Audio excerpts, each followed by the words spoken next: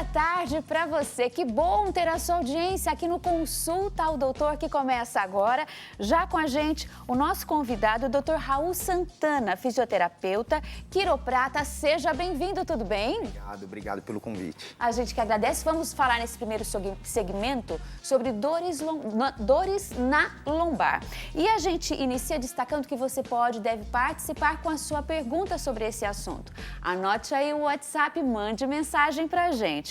Código de área 11 3337 5886. Vou repetir, 3337 5886. Siga também a HIT TV de muitas maneiras. Por exemplo, Instagram, @HITTV. Facebook, HIT TV Oficial. Você acompanha ao vivo a programação pelo site hittv.com.br e também no YouTube, HIT TV ao vivo. Raul, dores lombares são uma queixa de muitas pessoas em muitos momentos da vida. O que causa dor lombar? Na verdade, a dor lombar hoje ela é classificada uma dor ou uma causa multifatorial. Sim. Na verdade, a postura é adotar uma má postura ou em casa, mexendo no celular, ou durante o trabalho, dentro das suas atividades de vida diária, ou no próprio exercício físico, ou sobrepeso também é uma das causas da dor lombar. Então, quando a gente recebe o paciente que tem uma queixa de dor lombar hoje na clínica, a gente avalia todos esses fatores. Se esse paciente ele tem uma boa adequação dentro de ergonomia dentro do seu trabalho, como esse paciente ele se comporta posturalmente na sua casa, no seu descanso, qual é a atividade desportiva que esse indivíduo pratica também. O sobrepeso também é classificado também a questão psicológica também. Artigos científicos hoje comprovam que pessoas que têm alguns quadros de depressão também são pessoas que sofrem com dor aguda e dor crônica também. Então, tudo isso a gente leva em consideração numa avaliação. E a gente vai agora falar mais detalhes desse panorama que o Raul apresentou para nós, tendo ainda nesse segmento do programa, ele vai nos trazer isso, dicas de fortalecimento da musculatura da região lombar. Que região é essa? Para quem está assim, lombar, aqui em cima, é mais para baixo? O que acontece nesse local do nosso corpo? Na verdade, a coluna ela é dividida em 3 partes. Sim. Cervical, região torácica e região lombar. A região lombar ela sofre porque ela, dentro da coluna, embaixo dela fica uma região sacral. E as hélices, que são as vértebras lombares, ela é uma região mais rígida. E a região do sacro, uma região mais móvel. Sim. Então, e a gente, durante o nosso dia, a gente fica em 90 graus de quadril. Isso exerce uma pressão maior nessa região. É uma das regiões que mais sofre, então. É uma das regiões que mais sofre. Na nossa coluna, na nossa estrutura física, com certeza. É a que mais recebe, força, sobrecarga durante o nosso dia a dia. E para garantir a saúde da região lombar, vértebras, o sistema de cartilagem adequado a musculatura que faz a sustentação. Isso mesmo. Para ter uma saúde por completo, desde cervical, lombar, torácica, é o exercício físico. Sim. Esse indivíduo, ele ter a ideia, na verdade, a informação que a atividade física é o que tira esse indivíduo da crise ou que evita esse indivíduo entrar numa crise de dor. A gente imagina assim, que dores e problemas musculares, de articulações, vão vir com o passar do tempo. O que você vê, observa em contato com os pacientes, na realidade clínica do dia a dia? Essas dores podem atingir qualquer faixa etária mesmo? Qualquer faixa etária. Na verdade, a OMS hoje já nos fala que de 100%, 99% das pessoas vai um dia sentir algum tipo de dor lombar que vai incapacitar essa pessoa. Então, e ela não classifica idade. Todas as pessoas, elas vão ter um dia algum quadro de dor lombar. E hoje na clínica eu tenho pacientes desde os 18 anos de idade até 60, 70, 80 anos de idade. Então, a idade não não pode levar tão a sério assim a risca. E buscando, na clínica, resolver o problema, viver com mais qualidade. Com certeza. Não precisa ir só quando a dor está insuportável. Não precisa. E às vezes já até passou pelo médico e o médico vai encaminhar para uma reabilitação. O momento da gente falar, poxa, preciso resolver isso aqui, essa dor, esse incômodo não está legal. O que seria ideal? A atividade física, ela Sim. faz isso. Na verdade, a pessoa, se ela tem uma vida ativa, não precisa necessariamente ir numa academia, fazer um tipo de musculação, não. Um pilates também é uma ótima atividade física, onde ela já entrega para o paciente uma grande prevenção de lesões e de dores também. Então, uma caminhada leve também. A caminhada, ela também promove o fortalecimento muscular dessa musculatura interna, porque, na verdade, as pessoas acreditam que dentro da musculação, elas vão conseguir gerar o fortalecimento por completo dessa parede, que faz esse ajuste e deixa tudo encaixado dessa lombar. E, na verdade, para fortalecer isso, precisa de exercícios um pouquinho mais profundo, ativar fibras profundas ali para evitar essa dor lombar. Então, não apenas, por exemplo, um abdominal que faz toda essa região muscular trabalhar. Não, o abdominal comum, ele pode ser uma causa de você entrar numa dor aguda de lombar. Sim. Geralmente, o que a gente passa para Tô admirada, sim, então tem que prestar atenção, né, para fazer o abdominal isso aí. correto. Correto. O que a gente sempre passa para os pacientes é evitar esses movimentos de flexão de tronco com carga. Eu me deparo muito na academia, sou ativo na musculação, pratico outras atividades físicas, eu vejo as pessoas fazendo da forma incorreta e ainda colocando sobrecarga, com peso, fazendo o abdominal. Tanto que você consegue fortalecer e hipertrofiar também a sua parede abdominal fazendo uma prancha. Sim. E a postura? Ela ajuda não só a não dar problema, mas a também fazer fortalecimento muscular? Ajuda. A postura... Esses músculos internos, inclusive, Sim, né? Porque para com fazer certeza. a postura aqui, ó, você tem que fazer todo É isso aí. um encaixe de quadril, né? O encaixe de quadril está super ativado, tudo Sim. ativado. Realmente, prestar atenção na postura ao sentar, ao levantar, ou caminhar, ou ficar parado numa fila, isso é importante ao longo da vida. Sim. E se você mantém essa postura, gera uma adaptação ao seu corpo. Isso te afasta de uma lesão ou de uma crise. Eu me imaginei numa fila agora, daquelas bem demoradas. E joga o quadril para cá e o peso para lá. E joga o peso para outra perna. E empina e repuxa. Realmente. Qual que seria, então, o alinhamento? Dividir, né, o peso entre os dois membros, as duas pernas. Sim. Isso, de uma forma ereta. Você pode até apoiar numa parede, mas com as costas na parede. Não ficar de uma forma desconfortável. É tão interessante quando a gente vai ouvindo o profissional e já vai se alinhando aqui, né? Tá todo mundo já se alinhando na cadeira. Quem está nos acompanhando agora, por exemplo, está num momento da tarde, que bom que você está aqui na HIT TV no Consulta ao Doutor, relaxando aí depois do almoço. A postura no sofá pode piorar um quadro de uma região lombar já com problema, já com dor? Com certeza. Diversos pacientes que dormem de forma errada no sofá aos finais de semana, que tem uma doença, uma artrose, uma artrite ou uma hérnia de disco, eles podem entrar em crise com essas doenças deitado de forma incorreta. Sim. Ou sentado. Ou sentado. Também. Ou sentado também de forma incorreta. Postura para você que está nos acompanhando agora. É isso aí. Mas que bom que você está com a gente. Participe também trazendo a sua contribuição, a sua pergunta. O WhatsApp do programa 3337-5886.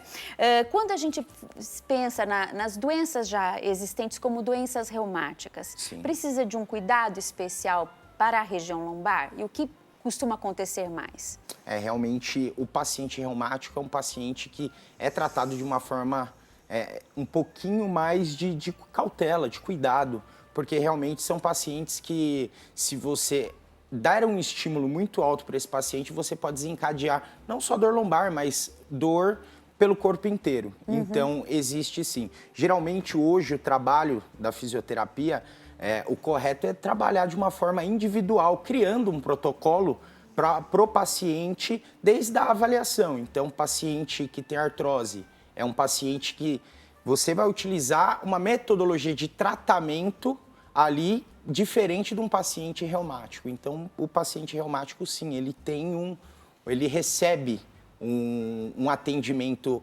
personalizado, onde para evitar que essas dores elas acabem piorando. Sim. Isso aí. Mas uma situação pré-existente, uma doença, significa que você também não pode, até pelo quadro de dor, enfim, se afastar da atividade física ou da reabilitação. Isso é um grande mito. Porque a gente às vezes faz isso, eu vou ficar quietinha, vou tomar medicação e ficar quietinha, descansar, não fazer exercício, porque está doendo. Sim, na verdade não.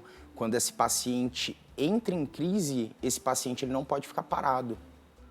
Se esse paciente fica parado, geralmente essa dor piora, ela tende a piorar.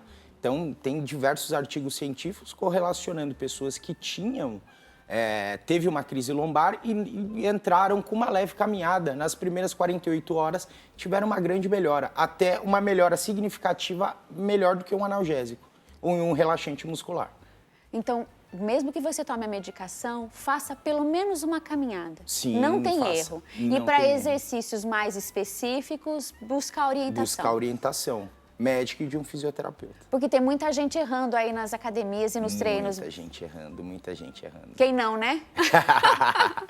Mas vamos fazer direitinho. Estamos aqui no Consulta ao Doutor para aprender sobre isso. Você citou o dormir no sofá, mas Sim. a própria postura, no próprio colchão, o tipo de colchão, de travesseiro, enfim, a postura ao dormir. Sim. Interfere na saúde da nossa coluna e, portanto, hoje a gente tem esse foco bastante. A gente lombar. nunca deve dormir de barriga para baixo. As vísceras, elas pesam muito, ela vai criar uma curvatura, aumentando uma pressão entre os discos. Eu acho que muita gente fez essa cara que eu fiz agora. É isso aí. A forma Não correta, pode. de jeito nenhum. A forma correta de dormir realmente é lateral, com o travesseiro, o braço aqui e a perna em cima de um outro travesseiro. Tem alguns casos que o paciente está em crise, que a gente orienta esse paciente a dormir de uma forma diferente. Dentro de uma crise, a gente coloca esse paciente de barriga para cima e coloca um coxim atrás dos dois joelhos. Isso já vai aliviar muito a pressão na lombar. Sim. E se o paciente também quiser dormir numa crise ou permanecer por um tempo, também coloca um travesseiro no quadril, deitado de barriga para baixo. Isso também vai aliviar e descomprimir essa região de lombar. Olha, esse primeiro momento aqui da nossa entrevista, porque a gente vai agora para exercício. Opa, vamos lá. A gente já vai trazer a cadeira aqui para o cenário. Eu vou te agradecer particularmente. Eu tenho uma osteoporose na lombar por uma questão metabólica, eu desenvolvi. Olha só. E aquilo, como eu trabalho, o que eu faço, né, de exercício, então Sim. tenho certeza que muita gente, como eu, aprendeu muito, pegou essas dicas e agora vai aprender ainda mais. Bora lá? Bora Vamos lá. trazer para o cenário a cadeira, eu peço Com ali. licença. A gentileza, a produção está com você. Ó. Opa, deixa eu pegar. E vamos demonstrar Posso colocar exercícios, sim. Aqui no meio, Aqui por no meio? gentileza. Aqui. O que a gente pode fazer em casa, agora, inclusive, o pessoal pode te acompanhar. Vamos lá. Vamos lá. Sentado, primeiro movimento, um movimento de mobilização da pelve. O paciente joga o quadril para cima e pode gerar uma flexão para baixo. Isso é uma mobilidade de quadril. Essa mobilização de quadril pode repetir aqui. Deixa eu mudar. Isso. Aí, perfeito. Então, a pessoa sentou na cadeira, colocou o quadril para frente e para trás. Pode curvar um pouquinho o corpo. Repetir aqui em torno de 20 repetições, 3 séries de 20 repetições. Isso já vai aliviar muito numa crise lombar. Tá certo? Posso pro segundo? Sim. Aí, perfeito. O outro é um alongamento de piriforme, é um músculo que passa dentro do glúteo. Ele também é um causador de crise de ciático e também de dor lombar. Então, cruzou o pé, ereto, vai jogar o corpo para frente, permanecer ali 30 segundos.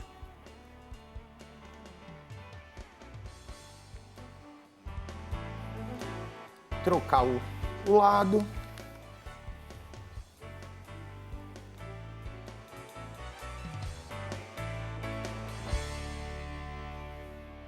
São todos exercícios que vão aliviar, não oferece risco nenhum. O outro exercício é um exercício que você pode puxar também a sua perna, permanecer em torno de 20 segundos, repetir 3 séries, as duas pernas. Vou até fazer com você agora, ó. Vamos tá lá, é isso Dá aí. pra fazer também. É isso aí.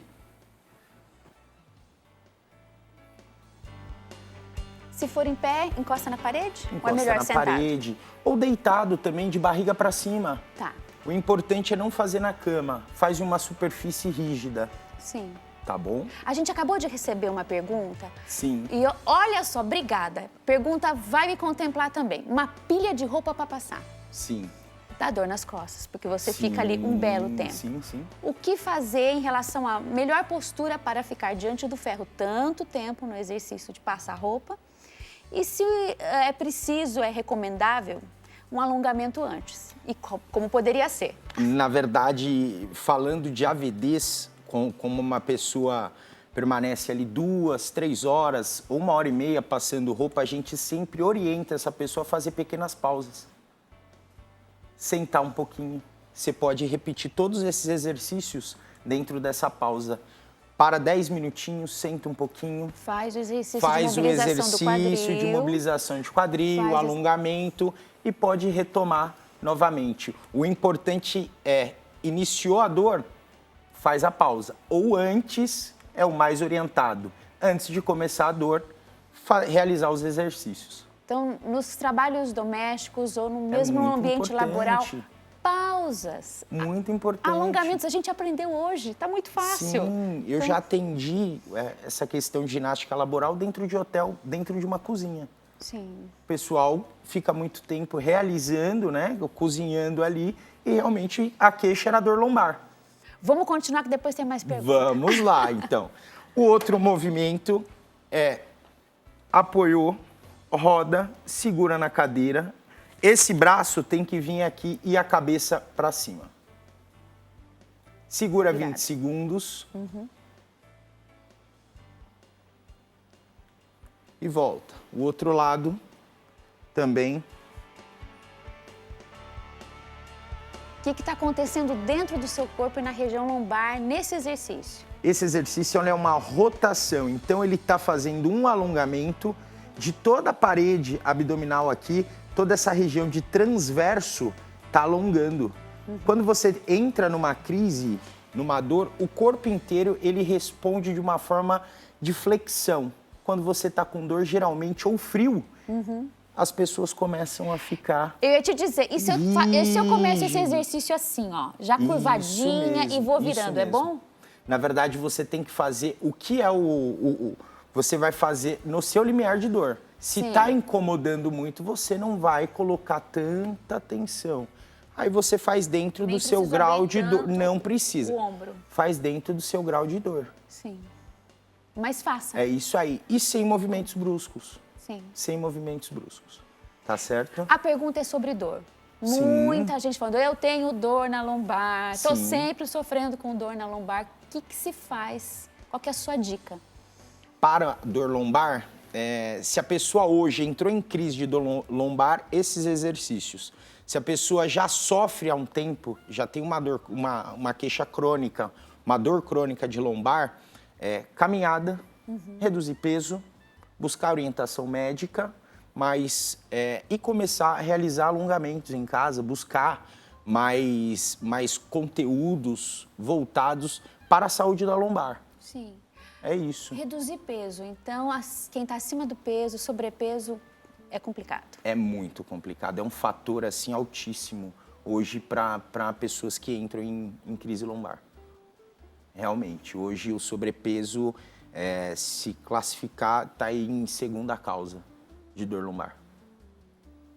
Tá certo. Tá bom, vamos lá? Vamos lá, a gente começa a conversar, fazer exercício, mas vamos continuar, ainda temos aí uns minutinhos. Esse daqui é um ótimo exercício para quem tem crise de ciático também.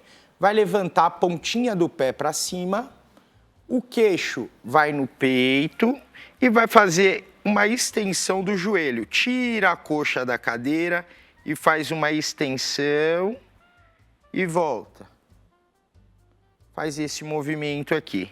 Ele é um movimento ótimo também, que esse exercício, ele tira toda a limitação do trecho das inervações que passam na parte posterior de coxa, que toda essa inervação ele passa por trás do piriforme. Então é importante fazer o exercício do piriforme para depois entrar nesse movimento aqui, que é um movimento também que é ótimo e também dá para ser replicado, né, da forma deitado também no chão, das duas formas, das duas pernas. Sim. Tá certo? Vamos para o próximo? Vamos para o próximo exercício. Próximo exercício é o movimento lateral. Você pode ou fazer o movimento lateral aqui, ou você pode, dependendo da sua crise, só descer o corpo. Em torno de 20 segundos, também os dois lados.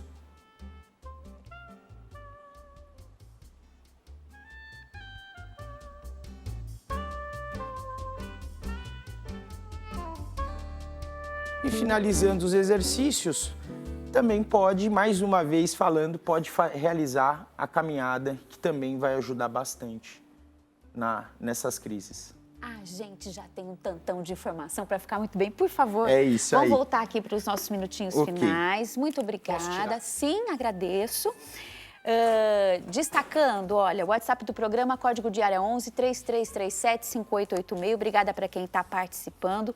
Já vou também deixar o Instagram do Raul. Pode ser, produção? Já vamos destacar para continuar acompanhando. Tem dicas de exercício? Tem muita dica de exercício, não só para lombar, mas também de outras doenças, epicondilite, cervicalgia, enxaqueca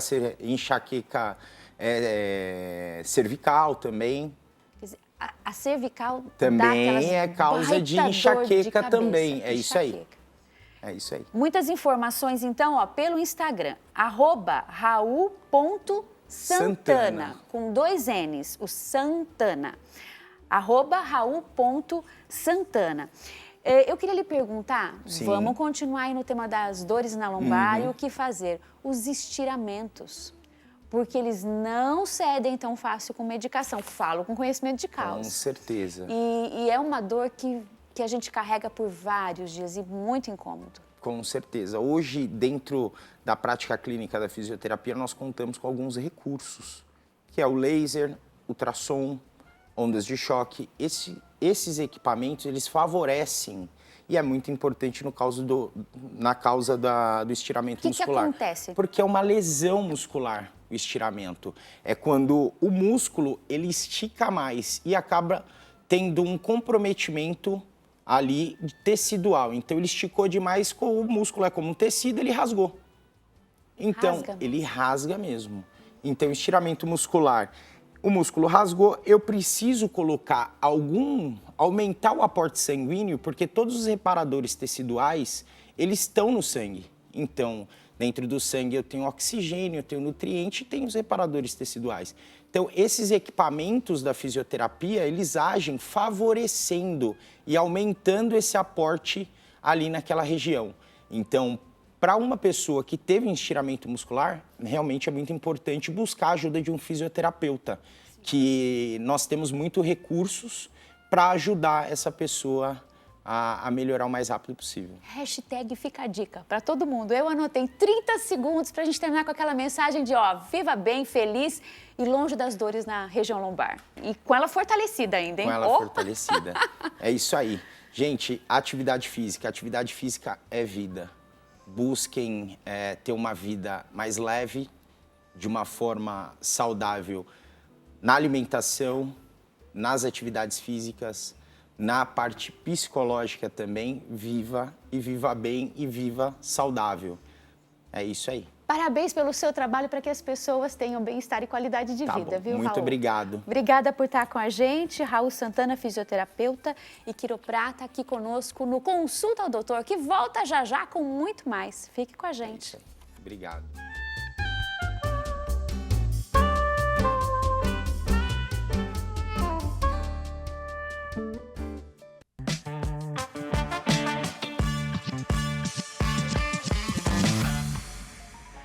Voltamos com Consulta ao Doutor e a gente conversa agora com o doutor Álvaro Pereira, angiologista. Obrigada por estar com a gente. Bem-vindo nessa tarde aqui na HIT TV. É um prazer muito grande conversar com vocês. A gente vai falar sobre aquilo que a nossa audiência propôs ao participar do programa, né? Todo mundo aí interagindo, mas o tema desse tempo que, mesmo sendo inverno, traz ondas de calor muito forte no Brasil todo, e a gente está vendo isso, aliás, como um fenômeno mundial, com o aquecimento, né, climático, e a saúde vascular, a saúde dos idosos. Então, como é que o nosso corpo reage a momentos, dias, meses, né, de um calor intenso, doutor?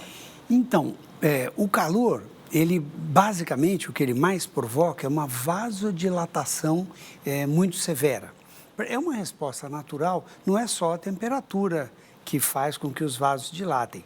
Por exemplo, altitudes baixas no mar, perto do mar, na região, que você vai para a praia, a perna fica mais pesada, mais cansada, incha, mesmo que não esteja fazendo tanto calor. Se estiver fazendo calor, já são duas coisas, a altitude, a umidade também influencia isso, em ambientes úmidos você tem mais vasodilatação, e a temperatura, né?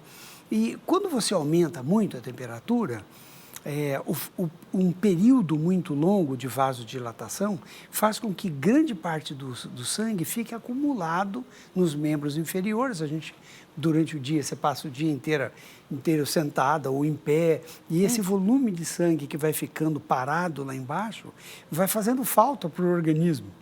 Nós temos 5, 6 litros de sangue circulando no corpo. Ele tem que ficar circulando um pouco aqui, um pouco ali. O organismo vai controlando de acordo com a necessidade e vai mandando um pouco lá, um pouco aqui. Se você segura um volume muito grande nos membros inferiores, começa a faltar. Aí falta para o cérebro, falta para a circulação central e a pessoa se sente mal. Então, a primeira coisa a pessoa sente cansaço, fraqueza, um mal-estar, um incômodo, a memória começa a falhar um pouco, o raciocínio, e a pessoa tem uma tendência a cair, ou cair pela fraqueza do organismo, ou desmaiar, né? Que é uma coisa muito comum, é frequente isso. Por exemplo, grandes eventos que aumenta muito a temperatura, um monte de gente juntos. No calor, começou a desmaiar algumas pessoas, né? Então, isso é bem típico, você tem uma queda da pressão, que você não tem sangue suficiente. Basta a pessoa deitar, né? Quando o organismo resolve isso, que é quando você desmaia, você cai, você deita, e aí o sangue se distribui melhor. Então, o próprio organismo já faz o seu mecanismo de defesa já com isso. Apesar do susto com o desmaio, o corpo está tentando Na verdade, e dando conta ele está achando a solução, né? Eu falo isso, o organismo tem vários mecanismos de defesa, que a gente tem vários órgãos, né? Eu falo que o melhor órgão que o organismo tem é da manutenção. Né? Se a gente não atrapalha a manutenção, deixa que o seu próprio organismo resolve grande parte dos problemas. Nós, médicos, se não atrapalha o seu corpo, já é uma grande ajuda. E a gente tem feito tanta coisa para atrapalhar, né, doutor? É verdade, é verdade. Hábitos saudáveis, a gente fala sempre aqui no Consulta ao Doutor. Então, apesar de haver muitos hábitos que atrapalham a manutenção do nosso corpo, com informação e saúde, essa tarde tão agradável aqui, a gente encontra condições, conhecimento e energia também, mobilização, né? Essa troca tão boa que acontece para fazer tudo certinho. Tá calor, normalmente em qualquer fase, se há essa questão da postura ou muito sentado ou em pé, tem esse aumento da circulação nas pernas, o desmaio, tudo isso uma reação do sistema vascular, cardiovascular, né, doutor? Isso mesmo. Em qualquer idade, mas no idoso, esse quadro ele é mais acentuado e por quê? É francamente mais acentuado. Para o Sim. idoso começa a ser perigoso. Veio esse caso na Grécia agora, né, que algumas pessoas acabaram morrendo, a maioria eram idosos, né? Sim. Por quê? O que acontece? Quando você diminui um pouco o volume de sangue que vai para alguns órgãos, particularmente o cérebro sofre muito com isso. Por quê? O cérebro recebe um volume, ele recebe 20% do volume de sangue que o coração bombeia, vai para o cérebro. O cérebro pesa 1,5 kg, 1,4 kg. Então, você vê, 20% do sangue é muito desproporcional. O cérebro recebe muito sangue, porque ele precisa de um volume muito grande de sangue. Né? O consumo de oxigênio, de nutrientes e tudo é muito alto pelo cérebro e é o controlador de tudo, né, do organismo. Então, ele já de cara já absorve 20% do volume de nutrientes e oxigênio é para o cérebro. Então, se você tirar 10% do volume de sangue disponível, pode não ser tão importante para o fígado, não é tão importante para o rim, para as pernas, menos ainda, mas para o cérebro faz falta importante. E se ele tiver algumas alterações cerebrais já, que é muito comum, uma pessoa de 70, 80 anos, é difícil uma pessoa nessa idade que não tenha algum grau de obstrução das artérias que vão para o cérebro, que levam o sangue para o cérebro. Desde que as famosas carótidas, desde as famosas até carótidas as até as menores circulações. Sim. Bom, 99% dos problemas do envelhecimento cerebral, isso é perda da consciência, perda da cognição. Dessa coisa da pessoa ficar meio desnorteada, raciocina meio lento, perde um pouco a memória, que é a cognição, né? Que é a esperteza do cérebro. Tem a ver com diminuição do volume de sangue que chega lá. Alzheimer, demência senil, demência vascular, tudo isso, todas elas significam que essa pessoa está recebendo menos sangue do que precisa. Sim. Aí você pega uma pessoa que já tem algum grau de alteração em relação a isso. Já tem algumas obstruções. Todos nós temos. Quem não tem ainda, porque ainda não chegou nessa idade. Quando chegar, vai ter, com certeza absoluta. Aí você diminui o volume de sangue que vai para essa pessoa, ele já está recebendo 10% a menos por causa das obstruções. Aí você tira mais 10% por causa do calor, por exemplo, né? Aí você derruba essa pessoa. E aí, eventualmente, isso passa a ser um processo sério para o cérebro, porque o cérebro ele não resiste a muito tempo sem oxigênio. Por exemplo... Não é necessariamente a ocorrência de um AVC isquêmico. Mas é muito parecido com isso. É muito parecido. Por exemplo, quanto tempo você aguenta ficar sem respirar? 1 minuto? 2? Sim. 3 minutos, pronto, você já desmaiou ou eventualmente você morre.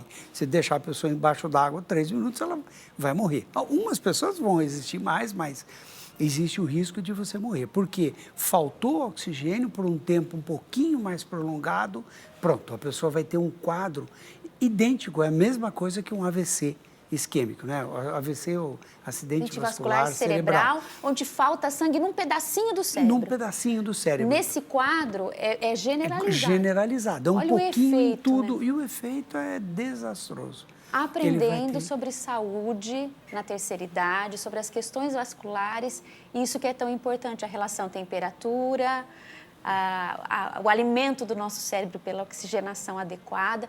O que a gente faz, então, para evitar que se chegue numa situação perigosa como essa? O idoso em ambientes onde a temperatura é muito grande, muito alta, por um tempo prolongado. Porque Sim, o organismo não é tem os mecanismos de defesa, ele sabe, como nós falamos, né? O organismo sabe se defender. Mas se você vê que está prolongando demais o tempo e a pessoa começa a ficar cansada, com o raciocínio meio perdido, você conversa assim, e ela responde, mas... Isso. Fica atento, né? Um nome para isso é fog, que é um nevoeiro mental. sabe? Sim. Assim, a pessoa parece que está num nevoeiro, assim, o quê, aonde, por quê, tal. Opa, bota essa pessoa sentada, bota num ambiente mais fresco, ou dá água para ela, porque a água aumenta o volume de líquido, né? Melhora um pouco o acesso. Se puder, deita a pessoa. Levantar a perna é bom também? Também, muito, muito. Sempre ouvi isso, desmaiou, Muito. deita e levanta Porque os pés. se o sangue para lá, quando você levanta a perna, o sangue volta de novo e vai para a região mais importante, né? Mais, vamos dizer, mais vital para o organismo, que no caso seria coração, pulmão e o cérebro. Olha que dicas importantes, né? A gente está vendo algo que não é para lamentar, não, é algo feliz. O mundo está envelhecendo, as pessoas estão envelhecendo e tem que ser com qualidade de vida. Então, saber disso em qualquer idade, né? Você está na melhor idade, terceira idade, se perceba em relação a ambientes muito quentes, começa a ficar meio lento no fog, né? Naquele nevoeiro. Pede ajuda e sente-se, tome água. Vamos repetir aqui essas dicas porque elas são vitais, elas podem evitar grandes problemas. E familiares, rede de apoio, cuidadores, mais atenção ainda, porque muitas vezes a pessoa não consegue verbalizar, eu não estou tão bem assim. Então a gente vai prestando atenção com aquele carinho que nos une e já toma as medidas. Senta, toma água, se for o caso, deita, levanta as pernas, refresca o ambiente. Nós estávamos falando agora, você estava conversando com o Raul, né? Sim. Sobre exercício. Então, nós estamos falando sobre os mecanismos de defesa do organismo. Uma pessoa que faz exercícios, o idoso que faz exercício, ele já melhora um percentual enorme de proteção em termos de vários problemas que a idade traz. Nós estamos falando a perda da memória, a perda do raciocínio, e as dificuldades motoras, né? Sim. Problemas articulares, coluna, mulheres principalmente, ombro, joelho, coluna, região, o quadril, né? Isso já leva, de certa forma, a pessoa a não fazer tantos exercícios. Mas o exercício é fundamental para que você tenha um volume de massa muscular maior, grande, né? Que faz com que todo esse conjunto de respostas que o organismo tem sejam melhoradas, sejam otimizadas. Então, é fundamental que o idoso tenha atividade física. Quanto mais ele fizer, melhor. E se ele puder fazer musculação, aí é o máximo. Aí é o paraíso da qualidade do envelhecimento, entendeu? Eu ia perguntar isso, que exercício fazer? Mas musculação, ir lá com aquele time todo de jovens na academia ou há outras formas de exercitar os músculos? Eu já acho que ele tem que ir lá com todos aqueles jovens e dar um baile nos jovens. Que lindo! Mas, por exemplo... É completamente plausível isso. Sim. É só uma questão de hábito, de qualidade. Eu posso contar um exemplo... Por favor. Pessoal, de ter vivido isso. Tem um paciente meu lá, de muitos anos, né?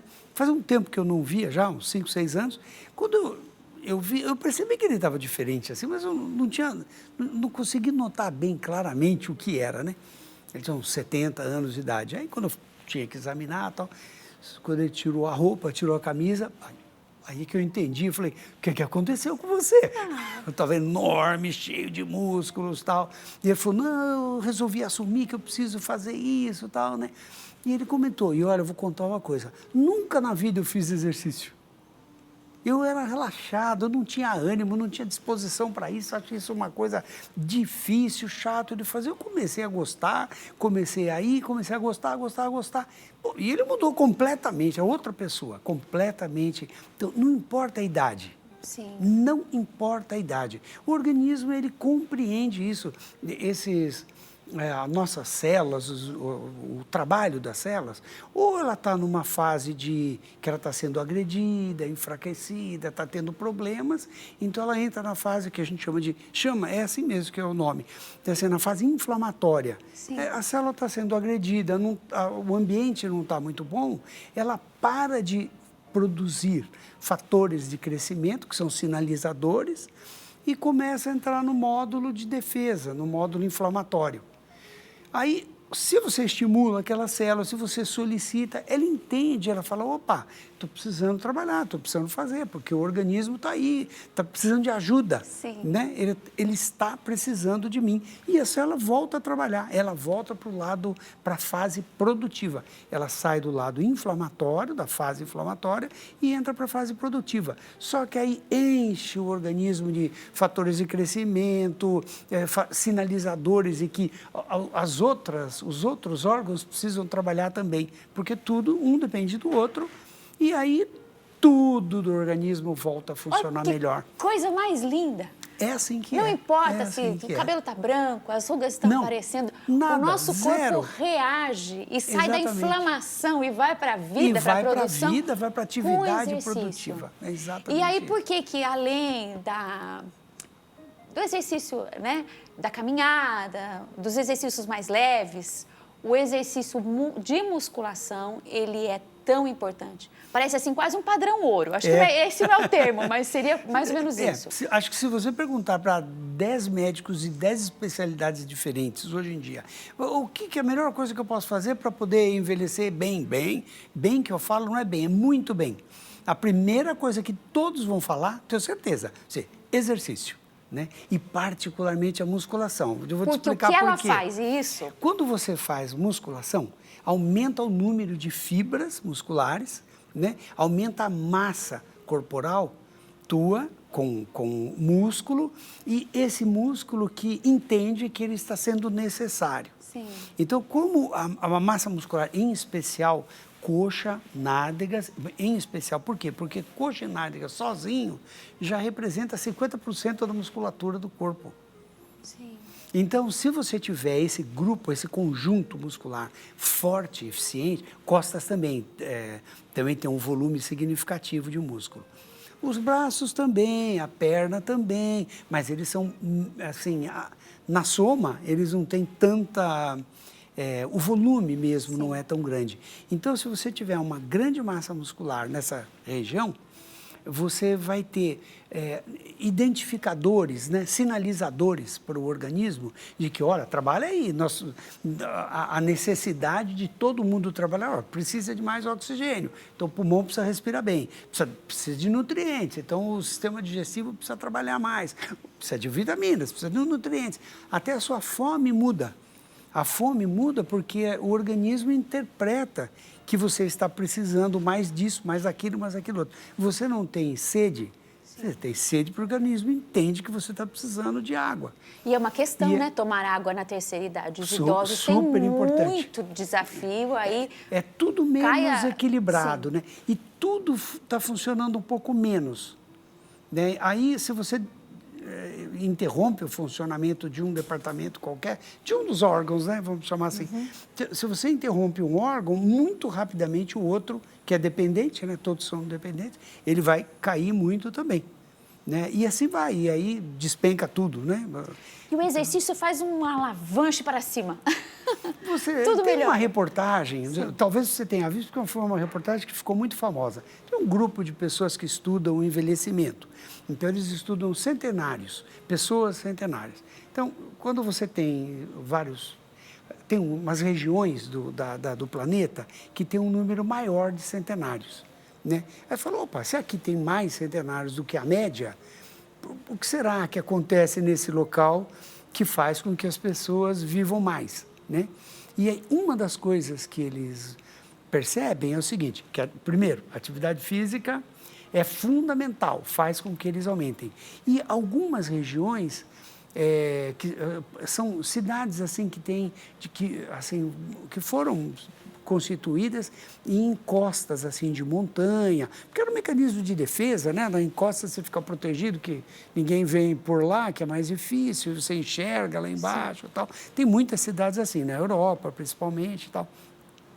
E aí eles mostram que as pessoas que vivem nessas cidades, o número de centenários é maior. E se você observar as pessoas, você vai ver que todos eles têm, ou vários, porque como eles são obrigados a subir, descer, para ir na padaria ele tem que subir, não é andar 100 metros, ele tem que subir 300 metros, né? É diferente andar e subir 300 metros. Aí você vê a imagem dessas pessoas, todas têm coxas grandes, o bumbum é grande, é evidente, porque ele é obrigado a se movimentar, né? O mesmo que a gente faz quando você faz academia, quando você faz musculação. Sim. Então, melhorar coxa, quadril, glúteos, significa aumentar muito o volume de massa muscular. É mais rápido, mais fácil de você conseguir um volume de massa muscular que seja mais eficiente, bioquimicamente falando, né? Ele produz mais sinalizadores para o organismo, para que o organismo funcione bem. Que aprendizado bom. Eu queria chegar nas doenças vasculares de perna. Vamos ver quanto tempo a gente tem no bate-papo de hoje, senão já marcamos aí uma continuidade, Claro, doutor. claro. 5 minutinhos. Mas para aproveitar, né, todo esse ensinamento que o senhor nos deu, do funcionamento do corpo, da importância de atividades físicas que geram crescimento dos músculos, aumento dos músculos, isso representa que, chegando na terceira idade, na longevidade, que passa aí dos 80 para 90, vai ter autonomia. E isso é tão bom, né? A gente que acompanha aí, quem não tem na família, nessas redes, a gente vê a felicidade de alguém que consegue manter-se com a autonomia de andar, de caminhar, de fazer as próprias atividades. E quando se perde isso, não é fácil. Mas é possível chegar melhor fazendo atividade física. Eu diria assim, na terceira idade, existem 3 problemas sérios, que é a dificuldade para a movimentação, depressão e as alterações da cognição, né? Os 3 melhoram com o exercício. Olha só! Que coisa mais feliz. Então, bora lá, hein? Para a gente enfrentar o calor intenso, as questões cardiovasculares e tudo mais que a vida vai trazendo. Ao longo do passar do tempo, que felicidade, né? Estamos longevos, estamos avançando. Exercício físico e daqui a pouquinho a gente fala de alimentação, hein? Então, nas doenças vasculares, as que acometem, né, as pernas, as chamadas varizes, por que isso ocorre, doutor? Olha, nós temos 2 grupos de doenças vasculares, vamos dizer assim, das artérias, que são os vasos que levam o sangue para um órgão, para um local. Por exemplo, o fígado, ele tem uma artéria que leva sangue para o fígado. É onde chega o sangue bom, com nutrientes, oxigênio, chega tudo, chega limpinho. Aí o sangue é distribuído por tudo e aí ele volta. Quando ele volta sem oxigênio, sem nutrientes, porque ele foi para lá para levar tudo isso, e aí ele vem carregado com o resto do trabalho daquelas células, que seria o lixo do trabalho celular. E vem mais lentinho ácidos, também? Vem mais lento também. Sim. Então, a artéria, ela entra com pressão para poder infiltrar em todas as células, e aí quando volta, vem mais lento, mais manso, com o sangue e cheio venoso, de lixo. Modo de falar. Lixo. Sim. Nas pernas, por exemplo, nos membros inferiores, aí nós temos doenças arteriais e venosas, literalmente em tudo, né? Nós acabamos de falar do cérebro, obstrução da carótida, obstrução de artérias do cérebro, que leva às demências, o acidente vascular cerebral. Nos membros inferiores, a gente tem as obstruções das artérias e tem que leva aquelas amputações, principalmente diabético, hipertenso, aquelas doenças típicas das lesões coronarianas, que é colesterol alterado, pressão alta, o estresse, fumo, que tem uma participação importante nisso, né? Então, tem as doenças arteriais, que, via de regra, são mais graves e, eventualmente, pode levar às amputações e tal. Felizmente, elas são mais bem controladas, porque a pessoa não dá para aguentar aquilo ali. Ela acaba indo ao médico, porque traz um monte de repercussões, ela acaba chegando ao médico de um jeito ou de outro. Mais rapidamente, mais rapidamente, um porque não dá para tolerar. E as veias, elas, por uma questão de genética mesmo, você nasce com veias mais fortes, a parede da veia é mais forte, mais grossa, mais resistente, ou ela é mais fraquinha, mais fininha. Seria um cabelo grosso e um cabelo fino, né? Mais ou menos isso. Geneticamente, nós nascemos com veias de melhor qualidade ou pior qualidade. Como nós ficamos em pé o tempo inteiro, a pressão do sangue lá dentro é muito grande. né? Porque o coração está aqui em cima, a veia está lá embaixo. Então, a pressão de água lá dentro do sangue, né? Sim. É muito alta e a vida, dependendo do estilo de vida. A pessoa fica em pé o dia inteiro, ou mesmo sentado. Sentado é ruim também, do mesmo jeito. Sim. Porque se você não movimentar, o sangue não volta, né? Você precisa da movimentação. E aí, ela em pé, essas veias vão se dilatando, dilatando, dilatando. As mulheres têm o agravante, que são as gravidez. Sim. A gravidez, ela comprime essas veias, todas elas se unem e passam atrás do útero, né? Quando o útero cresce, ele esmaga ali a veia, aí é que não passa sangue de jeito nenhum e as veias vão muito. dilatando, dilatando, dilatando, bomba, varizes. O senhor vai dar dicas de o que fazer, por favor, a gente lhe pede, em relação a varizes e a como conviver com mais qualidade. Antes, vamos deixar aqui, que eu vou ali dar um recadinho rapidinho, mas antes destacar, agradecer a presença do Dr. Álvaro Pereira. Obrigada por estar aqui com a gente. Certamente continuaremos muito tempo e volte, por favor. Reforçamos o convite aqui em nome da produção, hein? Instagram do Dr. Álvaro, para você continuar acompanhando o trabalho do Dr. Álvaro, @Dr. Álvaro Pereira. WhatsApp, código de área 11 98155-3231. 98155-3231. E o site é cosmedical.com.br. O que fazer para a saúde das veias e para as varizes, doutor? Então, a saúde das veias ela é um pouco mais complicado. Assim, de como proteger a evolução, o que eu posso fazer para não evoluir tão rapidamente, tudo isso. Bom, o primeiro cuidado é tratar sistematicamente. Você tem que procurar um cirurgião vascular e ir, mesmo no início, quando você tiver só vasinhos, telangiectasias, né? Aqueles vasinhos fininhos, eles são basicamente são esteticamente desagradáveis. Mas quando você trata, melhora muito. Quer dizer, a aparência melhora muito, a sensação de peso, de cansaço diminui e você reduz, ou pelo menos inibe a progressão da doença. Eventualmente, você pode começar só com vasinhos e nunca chegar a ter varizes se você sistematicamente cuidar. E esse sistematicamente que eu digo, não é ir ao consultório cada 2, 3 meses. Não, é assim, uma vez por ano, uma vez a cada 2 anos, 3 anos, eventualmente. Então, não é tão trabalhoso. Esses tratamentos, hoje em dia, são muito conhecidos, existem várias alternativas. Lasers, escleroterapia, espuma de polidocanol, que é bem conhecido também. Todos eles ajudam, não só para resolver o problema lá da aparência, como para prevenir a evolução da doença dos vasos maiores, mais severos. Doutor Álvaro, muito obrigada mais uma vez. E daqui a pouquinho a gente volta aqui no Consulta ao Doutor falando com uma nutricionista. Isso mesmo, vamos falar sobre o metabolismo. Fique na audiência. Até já.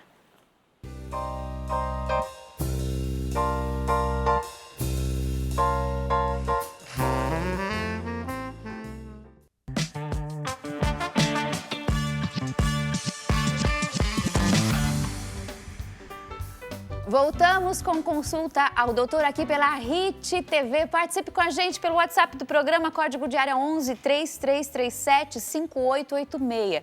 Quem está com a gente agora, seja bem-vinda, a doutora Thaís Pomini, nutricionista.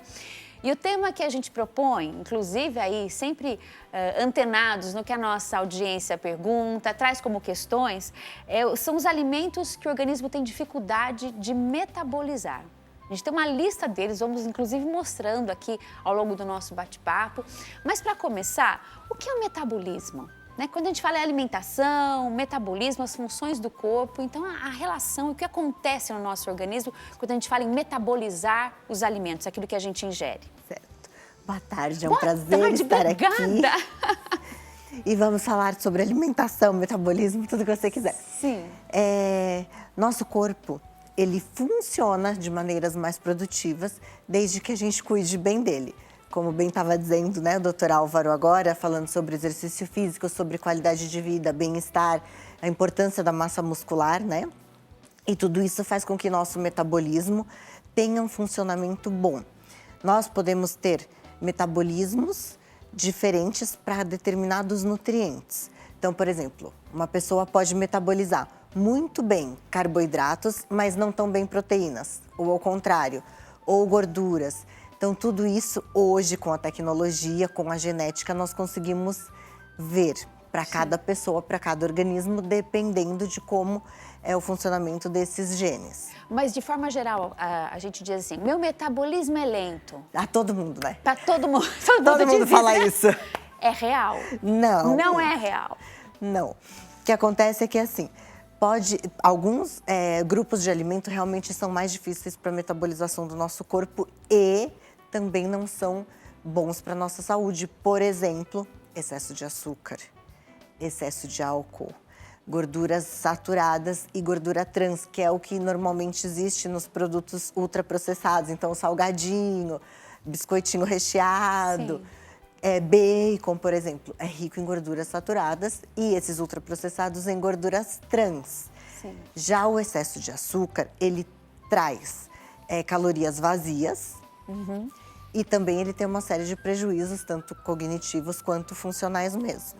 A gente vai fazer, assim, bem didático nesse momento do programa. A produção preparou algo, assim, para nós aprendermos. E metabolismo lento, assim como o rótulo, então, não vale mais. Já sabemos disso, hein? É desculpa. Mas é uma desculpa tão interessante às vezes, doutora, mas é desculpa. Então, a gente vai num ping-pong de imagens, é isso? Para a gente ver os alimentos e a doutora Thaís comentando sobre a metabolização desses alimentos, o que eles fazem no nosso organismo, legal, não é legal?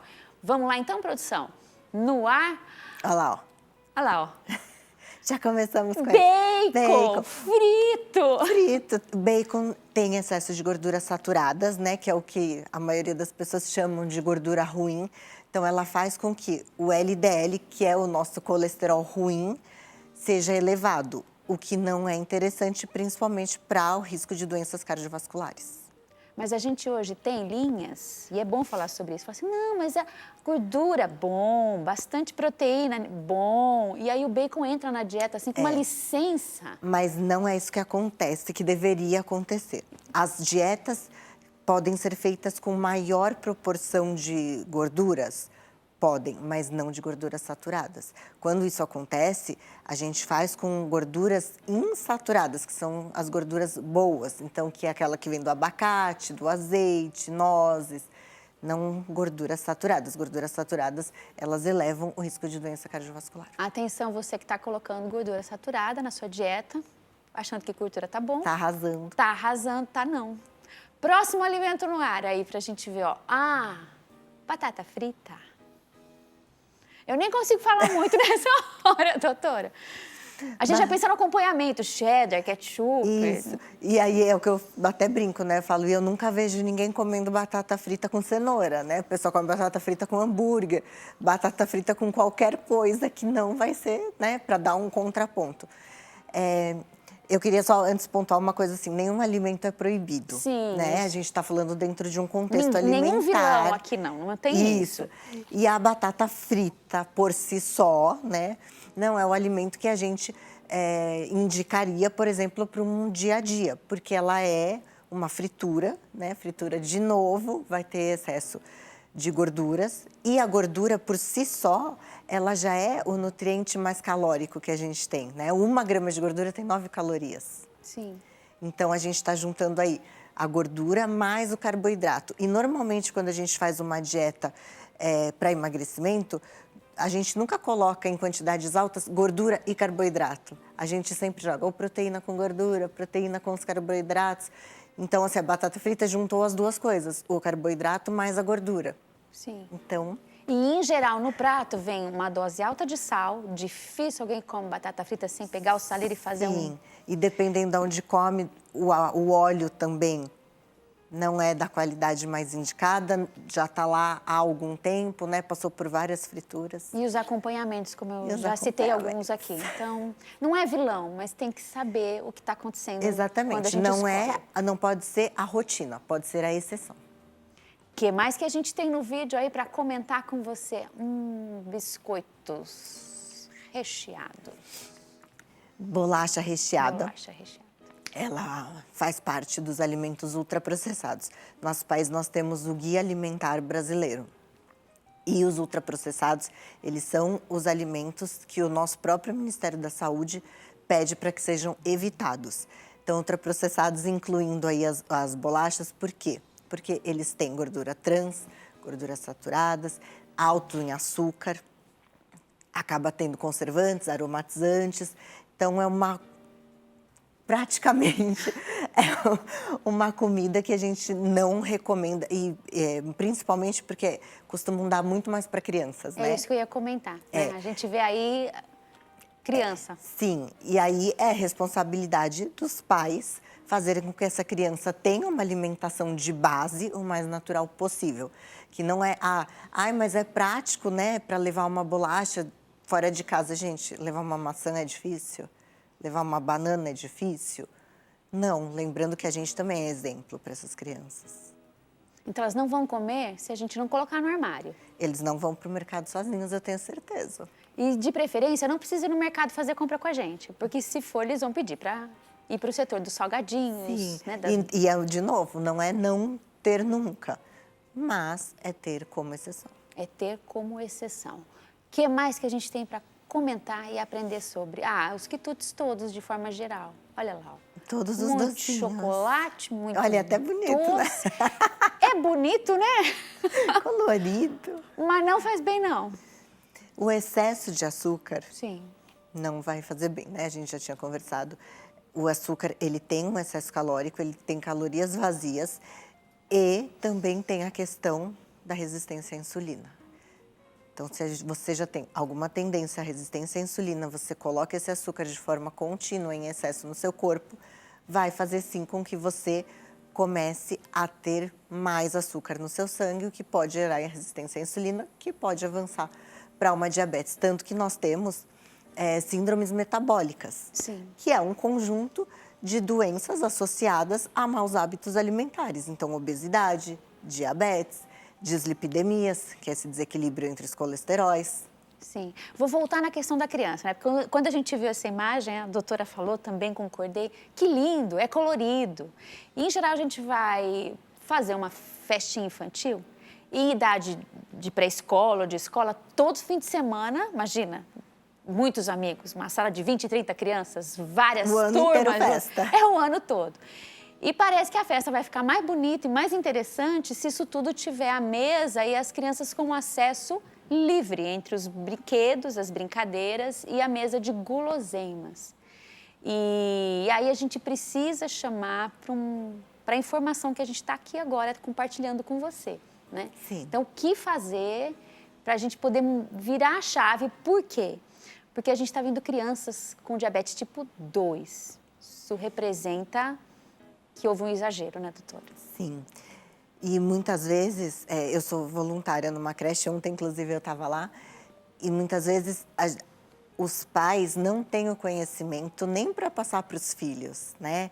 Então, eu prezo muito pela disseminação da informação, né? A gente até brinca, né? A criança não vai no mercado. Realmente, a criança não vai no mercado, mas a gente tem que garantir que esse adulto, que é responsável, ele tenha a informação certa, ele consiga transmitir isso para essa criança. Em relação às crianças na festa, não é fazer um controle, você vai numa festa e você não vai comer o brigadeiro. Não dá, tá lá, não né? Não dá, e assim, tem que comer mesmo, faz parte da festa, né? Isso. Até o aniversariante espera ansiosamente aquele momento. Mas eles saberem que é isso, se eles têm uma alimentação equilibrada ao longo da semana toda, ele vai na festinha do amigo, ele também não precisa comer 20 brigadeiros. Ele pode comer 1, 2 brigadeiros, Sim. fazer algum combinado, né, com a mãe. Mas o que é muito importante hoje, que eu percebo muito no meu consultório, é que muita gente, não é só uma questão alimentar, é uma questão comportamental. E é muito mais difícil você lidar com uma questão comportamental que foi inserida desde criança e que essa criança está inserida num ambiente onde não há um controle de hábitos e comportamentos saudáveis. Então, a gente começar esse processo desde pequeno, olha, nada vai ser proibido, mas vai ser sem excesso, vai ser sem, sabe, essa coisa de todo evento é muita comida, a gente só encontra o amigo se for para ter muita comida. A gente tem que buscar prazeres, sabe? Poxa, o prazer de estar com o amigo para brincar, de encontrar alguém para ler um livro, né? Nós temos até culturalmente, né, essa coisa de comer, vai na casa, tem sempre uma comida. É ótimo. Só que a gente tem que prezar também pela qualidade dessa comida, porque é um jeito também de você cuidar do seu convidado, sim, né? Sim, e fazer as escolhas com equilíbrio, né? Então, assim, se vai ter uma mesa de guloseimas com um pouquinho mais de açúcar, dá para não ter refrigerante, por exemplo? Sim, né? ou faz uma sucos... refeição antes. Sim. Né? Então, Uma fazer refeição essas equilibrada. escolhas. E você destacava, Thaís, sobre a questão do comportamento, né? E a gente tem algo que está hoje, essa semana, inclusive, a OMS trouxe um alerta em números sobre o consumo de álcool no mundo. Né? Então, o celebrar, o estar junto, parece que só acontece se tiver uma bebida alcoólica. Só que a gente vê que as pesquisas mostram, as análises de comportamento também de consumo mostram que é preciso ter cuidado com isso, né? Que tá com alguém, celebrar, tá num happy hour, não necessariamente é exagerar nas doses ou mesmo precisar da presença do álcool. Sim. O álcool, ele só perde para gordura, né, em níveis calóricos, e acaba sendo uma fácil ingestão de calorias muito rápido, porque você está bebendo. E não só o álcool, mas o que acompanha. Quem bebe comendo salada? Ninguém, Sim. né? Então, está sempre bebendo, comendo alguma coisa calórica. Então, tudo isso vai juntando. O álcool também traz prejuízo para a saúde, né? Ele impacta, por exemplo, em ganho de massa muscular, que o doutor Álvaro estava aqui falando da importância. Então, mas eu treino a semana inteira, né? Eu treino a semana inteira para beber. Não, você não é o pensamento, né? Você treina a semana inteira porque você está cuidando da sua saúde. Chega no final de semana, você tomar uma cerveja, uma taça de vinho, é uma coisa. Agora, chegar no final de semana e você começar a beber na sexta-noite, parar no domingo, deixa de ser um comportamento razoável. E tudo isso vai ter impacto no seu metabolismo, no ganho de peso no seu corpo. Tem um impacto no metabolismo, na sua saúde, na sua qualidade de vida e no seu comportamento. E no seu comportamento. Temos mais alimentos ainda para mostrar? Vamos lá saber? Embutidos? Embutidos. Aí a gente tem o salaminho, a gente tem os presuntos, a gente tem... Salsicha. Isso. Os embutidos, eles são classificados como alimentos que também nós devemos evitar, de acordo com o nosso guia. Não é saudável, né? Principalmente carnes processadas. Elas também elevam o aumento de risco cardiovascular. E, mais uma vez, a moderação. Então, tem pessoas, por exemplo, que vai chegar no consultório falando assim, nossa, eu acordo e como, sei lá, pão com salame e tomo um refrigerante. Essa pessoa, ela precisa de uma transição. Ela não vai do dia para a noite estar comendo lá um café da manhã bonitinho, com ovo, queijo. Não vai. Então, a gente faz uma transição. Usa, de repente, um peito de peru. É bom? Também não é a melhor opção, mas é melhor do que um salame, uma mortadela? É. Então, a gente vai fazendo uma transição como se fosse um desmame, né? Sim. Até que essa pessoa crie hábitos, de novo, para que deixe esses alimentos que a gente não indicaria. Esse daí, vou falar minha... Esses daí são os que eu realmente peço para os meus pacientes excluírem da alimentação. Tá no supermercado, mas não é bom para comprar. Não.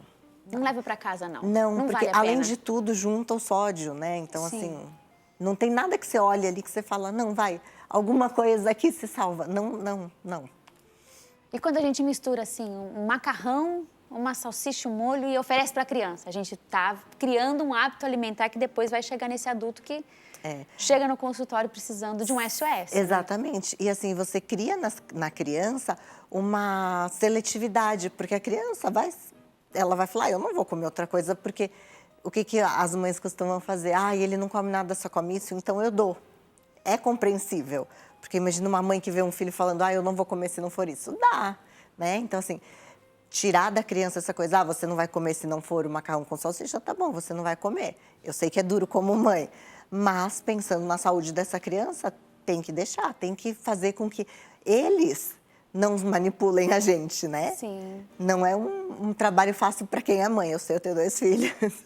A gente acaba cedendo porque, né, dá uma coisa de falar, não, ele não vai comer, ele não vai comer. Não, ele não vai comer. Não vai morrer de ficar lá 2 refeições sem comer. Uma hora ele vai ceder. Precisa ter essa firmeza. A gente vai terminar com aquela mensagem para cima, dicas de mudar e colocar aí mais vida, mais saúde no seu dia a dia através da alimentação, com um metabolismo melhor também. Isso significa não ganhar peso, emagrecer quando a meta for essa. E no minutinho final, né, antes da gente ir para essa mensagem da doutora Thaís, já lhe agradecendo, o Instagram. Anote aí para continuar acompanhando essas dicas importantes e o trabalho dessa nutricionista que hoje compartilhou tanto conosco. @Thaís, com Y, Pomini, _Nutri, @Thaís, com Y, Pomini, tudo junto, Thaís Pomini, _Nutri. Então, o que fazer para o nosso corpo, doutora Thaís? Já lhe agradecendo, ter aí condições de um movimento metabólico saudável que vai refletir em tudo melhor para a gente. Eu sempre falo que a gente tem que fazer o básico. E que, se eu te falar que 90% não faz. Então, assim, uma boa ingestão de água, um sono de qualidade, uma alimentação equilibrada com pelo menos 3 porções de frutas ao dia, 3 porções de vegetais ao dia, exercício físico e uma que para mim, pelo menos, é importantíssimo, mas eu sei que é o mais difícil, que é a modulação de estresse. Modular o estresse. Exatamente. Então, esses 5 pilares, depois que você falar, não, realmente, eu tô aqui, ó, consegui manter esses 5, ter certeza que sua vida vai ser outra. Aí você pode pensar em, agora eu quero um suplemento, o colágeno, como você falou ali. O que adianta você tomar um colágeno se você não tá em dia com a sua alimentação? O todo. Não é? Então, você faz aqui a base, aí sim, aí vale super a pena. Você vai ter lá o colágeno, nossa, pele linda, viçosa, né? Obrigada, viu, doutora, por estar com a gente aqui no Consulta ao Doutor. Seja sempre bem-vinda à Hit TV. Eu que agradeço, muito obrigada. E obrigada a você que esteve também com a gente nessa tarde. Até um próximo encontro.